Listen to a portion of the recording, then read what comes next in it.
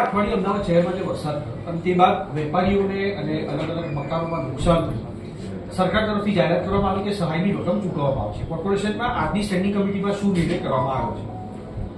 આજની સ્ટેન્ડિંગ કમિટીમાં તાકીદે એક ઠરાવ કરવામાં આવ્યો છે કે ગત 23 તારીખે અમદાવાદની અંદર જે મુશળધાર વરસાદ પડ્યો છે, જેને કારણે કેટલાક મિલકત ધારકોને, વેપારીઓને અને રહેઠાણ ધારકોને પાણી ભરાવાના કારણે નુકસાન થયેલું છે.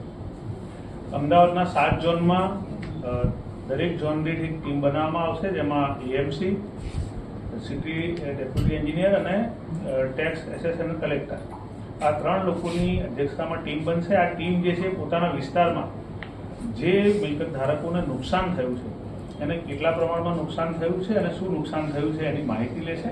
આ સર્વેના આધારે તમામ માહિતી એકત્રિત કરી અને રાજ્ય સરકારની અંદર દરખાસ્ત મોકલવામાં આવે છે. આજની આ એજન્ડામાં આ તમામ બાબતો જે છે એના માટેની સત્તા મ્યુનિસિપલ કમિશનરને આપવાની તે અંગેનો ઠરાવ કરવામાં આવે છે. સર, ઝુંબેશ કઈ ટીમ હશે? ટીમમાં કયા કયા અધિકારીઓ હશે? કલેક્ટર વિભાગના કોઈ અધિકારીઓ સાથે જોઈન્ટ હશે કે નહીં? અત્યારે મ્યુનિસિપલ કમિશનર શ્રીની સાથે જે વાત કરી એ પ્રમાણે 3 લોકોની ટીમ બનશે. જ્યાં જરૂરિયાત લાગશે ત્યાં આગળ વધારાના લોકોને પણ ઉમેરવાના હશે, તો એની સત્તા આપણે મ્યુનિસિપલ કમિશનરશ્રીને આપેલી છે. અને ટેક્સને રાહતને લઈને કઈ રીતનું આયોજન મહાનગરપાલિકાએ કર્યું છે સુરતની બેઝ ઉપર?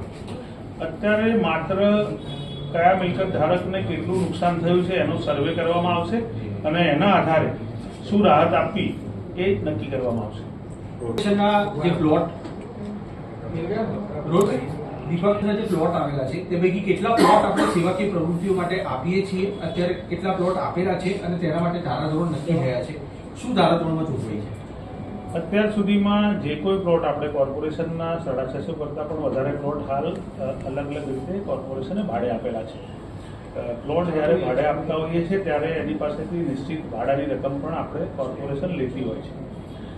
આ વખતે કમિશનરશ્રીએ જે ભાડાની રકમ છે એમાં સુધારો કર્યો હતો, જેને આજની સ્ટેન્ડિંગ કમિટીમાં સુધારા સાથે મંજૂર કરવામાં આવ્યો છે અને જેની માહિતી જે છે એ આગામી દિવસોમાં જે પ્લોટ ધારકો છે એમને મળી જશે ને હવે એ જ પ્રમાણે પ્લોટ જે છે એને ભાડે આપવાની કામગીરી હાથ ધરવામાં આવશે. ભૂતકાળમાં અનેક વખત એવી ઘટનાઓ બની છે કે હેતુ ફેર થઈ ગયા હોય, લીધો હોય કોઈ અન્ય હેતુથી અને ત્યાં આગળ પ્લોટ એક વખત મળ્યા બાદ તેના નાણાં ચૂકવ્યા બાદ ત્યાં અલગ અલગ પ્રવૃત્તિઓ ચાલતી હોય. એસ્ટેટ વિભાગની કોઈ સૂચના આને લઈને આપવામાં આવી છે ખરી કે નિયમિત ચેકિંગ થતું હોય? જનરલી નિયમિત ચેકિંગ થતું હોય છે. જ્યાં આ પ્રકારની પ્રવૃત્તિઓ ધ્યાનમાં આવતી હોય છે, તેમ નિકોલમાં પણ આપણે જોયું છે કે છેલ્લા 25 દિવસમાં આવા ઘણા પ્લોટ જે છે જેની સમય મર્યાદા કોઈની 2 મહિના, કોઈની 4 મહિના બાકી રહી ગયા, તમામ લોકોના પ્લોટ જે છે ત્યાં પણ નિયમના ભંગ થયા છે, ત્યાં આગળ ખાલી કરવામાં આવ્યા છે.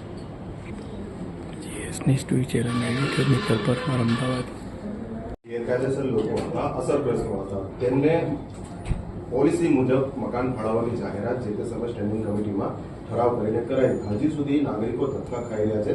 અસરગ્રસ્તો શા માટે પ્રક્રિયા આગળ નથી વધી રહી?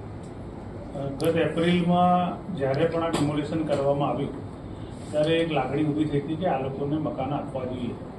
જનરલી આ જે લોકો છે તળાવની અંદર રહેતા હતા, તળાવ જે છે સરકારશ્રીની માલિકીનું હતું, છતાં પણ સ્પેશિયલ કેસ ગણી અને અમને મકાન આપવા એવું જે તે વખતે નક્કી કર્યું.